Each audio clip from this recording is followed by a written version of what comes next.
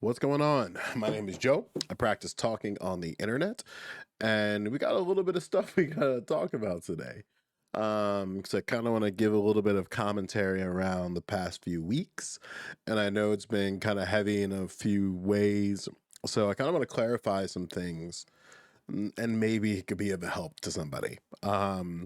Before I do that, this stream is brought to you by people like Joe. So I completely revamped my Patreon. So for 5, 10, or $25, you can contribute to what I do over here and give me money. Regardless of your tier, I added a few new things, which is a commissions video.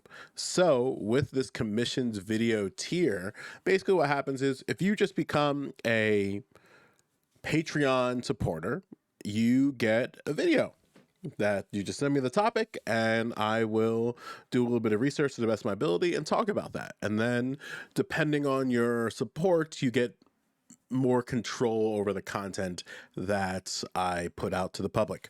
So if that is something you want to do, feel free to do that. And there's also other ways of showing support, which is going to be down below. So feel free to do that, and that'd be greatly appreciated. And I wanted to thank directly Michael, Valentine, Eric, and Frackle for their contributions to the stream. Today, we're going to talk about institutions and externalizations of institutions. And the problem that I've noticed, and this happens at pretty much every cycle, where we try to solve particular injustices with particular redress, and it's never going to solve anything. For example, in the death of Tyre Nichols, arresting those officers isn't going to change police. The fact that the fact that like a bunch of people also lost their jobs as a result of that is not going to change the institution of police. And we get a lot of these ideas and concepts of institutions wrong. And we have a much more individualized approach to these problems, which is wasting a lot of time. So what I want to do is clarify a few things. Mainly, we'll start with the differences between particular injustice and structural injustice. And generally, if just to keep kind of things short and concise, particular injustice is when a person is targeted, there's a blameworthy offender, so someone that's like very clear that you can blame upon that, and then there's legal means of redress around that situation. So these are your Derek Chauvins, your whatever those 5 officers are. These are particular offenders who committed harm towards individuals, and then the legal system did what it needed to do to create a level of redress. And then that's it. Um, and then even within that, there's legal means of restitution around that particular injustice. Now, what differs from structural is that the victims are targeted because of their social position, and there's no conventional bad guy. There's no conventional bad individual. And structural injustice is how you can have patriarchy without patriarchs, racism without racists, and a bunch of all those other manifestations of that. The problem with that is when you're dealing with structural injustice and trying to have structural redress, you're going to have to kind of reimagine what institutions are. For the longest time, we treated institutions like the object itself, and that's not necessarily the best way of going about that. Institutions are, and I talked about this on my stream before. So for those of you who've watched my stream before, you know where I'm going with this, is that they're just settled habits of thought and action around those objects. And these objects are backed by legislation, policy, force, agreements, um, and basically these objects mean nothing unless we have settled habits of thought and action about how we're supposed to treat them. Um, with that being said, we can change institutions by changing those settled habits of thought and action. And if we like go a little bit farther than that, the problem is when we're changing institutions that affect a lot of people, people have built their lives around these settled habits of thought and action. So it's going to be very difficult to change these things because changing something that touches a lot of people is going to require like a lot of collaboration within these people who see themselves into it. And there's really two things that can happen. Um, you can have an institution that preserves and contains your interests, wants, needs, and desires, aims, stuff like that. Or you can have an institution that alienates you. And alienation comes when these institutions don't preserve or contain those things I just described. And if we're talking about police, a lot of people have built their entire lives around these settled habits of thought and action around police. And if we're going to change the institution of police to be something different than what it currently is, then it's going to require people recognizing how others are alienated by that institution. And it's going to be a hard task. It's going to require a lot of collaboration. It's going to require a lot of understanding. It's going to require a lot of listening to people so we can work through these things together. And it's also recognizing how although an institution may contain and preserve your aims, it might have the consequence or the impact of just mowing over other people. Um, so, for example, in America, right, and different people talked about this in different ways. Like the settled habits of thought and action lead to, for instance, in the sake of police, right, it leads to the criminalization and violence punishment of Black people, in particular Black men and boys. Turns out the institution of education does the same thing. And if you are a person within this institution who you're on the back end of that problem, like let's say like me is I'm clearly Black, so the institution of police and education are kind of working against me. So there's two options generally that I can have. I can either work to try to change the institution using a bunch of different tools and resources and collaboration with other individuals, etc.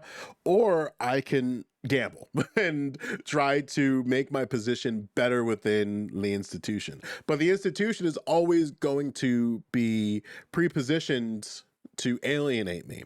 So if you are somebody who is working within the institution to gamble, there's going to be levels of alienation that you're going to have to tolerate. And depending on your fortitude, mental or otherwise, it might be very easy to do. It might be very difficult to do. And these kind of like can go into like two camps. Army OC Firmcom talks about this, but you have like the radical politics of like collective action to change these institutions, and then the respectability politics of gambling. And this is how you get like a handful of Black billionaires. Like if I'm calling to Laverne Spicer's Twitter account, who said some really cool things this morning, because she's a toxic individual, but she's an example of respectability politics, essentially exploiting the institutions and gambling for a better position within that. Other Black people that come to mind for me are like Candace Owens, Cory Booker, Kamala Harris, Tim Scott. Like, these are all individuals who exploit the institution and gamble to improve their position within it. But there's always going to be that level of alienation there. And again, depending on your fortitude, you're going to be able to tolerate it pretty well or not, and just kind of depends on where you land. But I'm of the camp where we have to sort of change these institutions to do better by us, and not just only like us as in black people, but us as in poor people, us as in the middle class, us as in workers, because we recognize that how certain institutions are constructed in such a way where they do create these poor outcomes for different individuals who are alienated from these institutions. And something that happens where people get kind of confused, and I want to clarify this, is that there's also the externalized personification of an institution. So those are your cops, your teachers, your bank tellers, your loan officers. These are people who are representatives, like externalized representatives of the institution. So, and this can kind of help you if you're wondering, like, well, why are there just some students who are just angry all the time towards teachers and administrators? Why are there just people who are just defaulting or defaulted to being apprehensive towards police? What happens when you are alienated from an institution, there any type of externalized personification of that institution is seen as a means or like a vehicle of that continued alienation. And that's really difficult to manage if you are somebody, whether it be me because I get checks from the government or other individuals. It's going to be hard navigating around those individuals because although you might be black, although you might be a woman, although you might be a person of color, what have you, like you are still a externalized representative of that institution.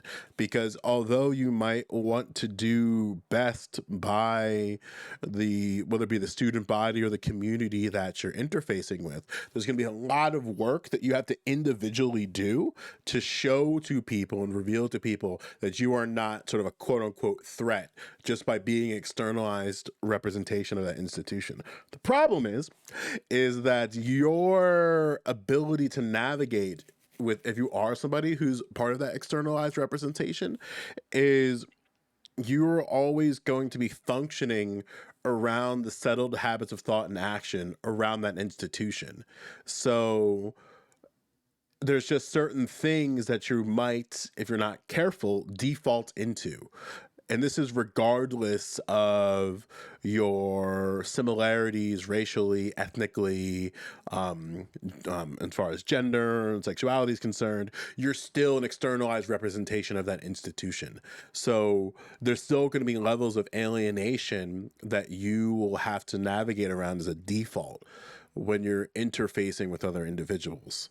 What that means in practice is, let's say you are a black teacher. The institution of education doesn't recognize anybody's identity. It doesn't recognize black people. It doesn't represent or recognize Latin people, women, marginalized people generally. It's just designed as a vehicle of alienation for everybody. But the people who are going to feel it the hardest are going to be those who are at the bottom of these sort of social makeups that we have. So that's going to end up being black people. It's going to end up being black women. It's going to end up being indigenous folks. And even though you might be, let's say, a black person within the institution of education or the institution of police, there's still a level of alienation just by means of the practices, policies, and procedures that you might just enact upon other people. And you have a couple choices, right? You can, if you are like a black teacher or a black cop, you can recognize that these settled habits of thought and action exist and adjust against those things. Which again, like this is gambling, by the way. This is literally gambling. You're gambling for an improved position within it. as a means of helping other people. But unfortunately, because of how the settled habits of thought and action work, you're essentially gambling, hoping that you don't get otherized within that institution while within the institution. So, what that might look like in practice, and we've seen this in different areas, is that you might have a teacher that has, not to invoke LGBTQIA plus people in here, but you might have a non-binary teacher who puts up just like a flag in their classroom, and then just on that little level of resistance, they might just get blasted. They might just get put on TikTok. They might just get put on again, in like the mainstream news cycle as somebody who is like a threat and going against it. You might be labeled as a groomer or what have you. And this could be despite the fact that you might be considered incredibly popular within your student body and within your school community. But you might, for instance, go to a convention and say something that might be a little bit difficult to understand on the first pass. You might say, or you might like talk to somebody who is unironically from Project Veritas, and then you think you're talking to somebody who is of like mind and like I don't want to say ideology, but like-minded ideology, and then you end up on the internet. Like there's just different ways that you might get otherized within the institution just by saying, "Hey, I want to like not treat trans kids like shit," or I don't. Oh, I'm just kind of done treating black people like shit, and just by being a essentially a radical representation of the institution, you're going to be otherized by the institution because there are settled habits of thought and action around these things. And if you're going against those things, it's going to be difficult to want to do better within it. So this is why there needs to be a collective effort of changing the settled habits of thought and action. You can't just be the one teacher that goes into the school system to make black kids be treated less like shit. You need to have the settled habits of thought and action change in such a way so that black people aren't treated like garbage, or so that trans students are not treated like garbage, that women are not treated like garbage. And unfortunately, there are entire swaths of the country, swaths, a lot of people in America are just, they built their entire lives around these settled habits of thought and action. They built their whole careers around these settled habits of thought and action. They've built their families around these settled habits of thought and action. And something as simple as saying, hey, we don't really like, maybe we don't need gendered bathrooms. Something as simple as that as an idea can completely change how people have lived their lives around these institutions, because Hegel talks about this, I forget where, but basically the idea is that like if the institution contains your aims, like contains what you want, then you are your, it's I'm paraphrasing a lot of shit here, but you are also like a part of that institution. Like you see yourself within that institution. And that's a very powerful visibility. It's presence within the institution. There's a fancy philosophical word that probably exists, and comment if you know what it is, and +1 if you do. I don't remember. But basically, if to I don't know if I'm being clear here, but basically, if the institution contains the things that you want and it externalizes the things that you want, then you see yourself in that institution. And that's a lot of people. A lot of people in America see themselves in education. A lot of people in America see themselves in police. A lot of people in America see themselves in like healthcare. But if we're trying to change these things, change these habits of thought and action, then it's going to require collaboration with a whole lot of people, and the recognition that we need to, through collective action, transform these institutions, change the settled habits of thought and action, and be okay with changing the way that people live their lives. I say that a lot, where it's like, for me politically, I'm okay with changing the way that people live. And most people are, they're just not willing to bite that bullet for whatever reason. And I don't want to have people exploit the institution and gamble within it to improve their position within it. I think that that's a very like personal way of going about things, and that just ain't it. So we need to be able to like change and transform these institutions so that more people can see themselves within it. This includes, if we're talking about like political action, this is going to include defunding and or abolishing the police, and refunding and prioritizing public safety, which we'll probably talk about in another video.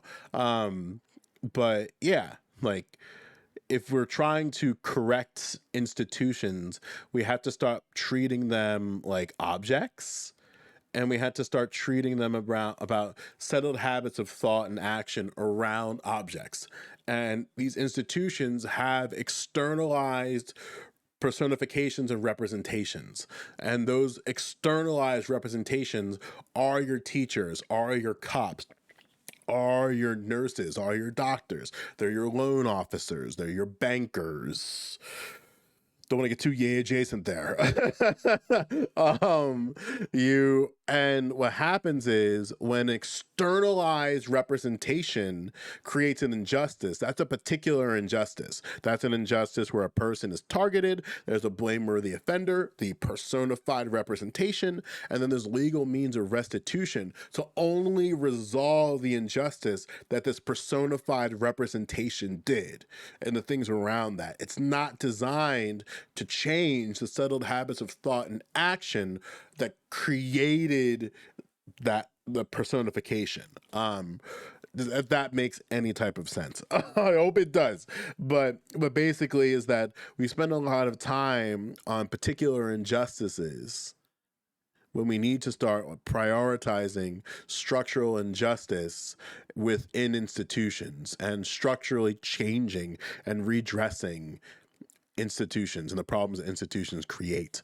For those of you who don't know, this is my birthday month. It is Black History Month. So there's a lot of like content coming your way this month, I hope, if my schedule stays the way that it does.